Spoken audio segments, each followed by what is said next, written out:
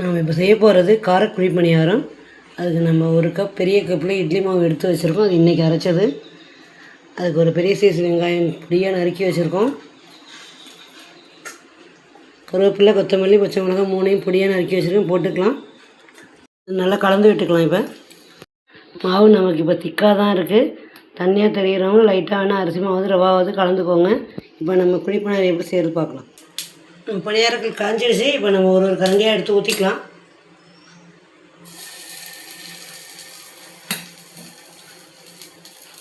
நம்ம எல்லா குழிலையும் ஊற்றியாச்சு. இப்போ நம்ம ஒரு நிமிஷம் மூடி வச்சுக்கலாம்.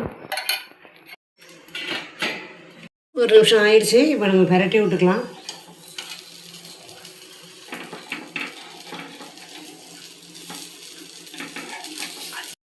பிரட்டியாச்சு. நம்ம ஒரு 2 நிமிஷம் கழிச்சு எடுத்துக்கலாம்.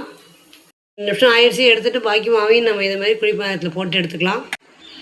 அவ்வளோதான் ஃப்ரெண்ட்ஸ், இட்லி மாவில் காரக்குழி பணியாரம் ரெடி ஆகிடுச்சு. எவ்வளோ சாஃப்டாக இருக்குது பாருங்கள். இதை நீங்களும் வீட்டில் செய்து பாருங்கள். கார சட்னியோடு சாப்பிட்டா அவ்வளோ அருமையாக இருக்கும். தேங்க்ஸ் ஃபார் வாட்சிங்.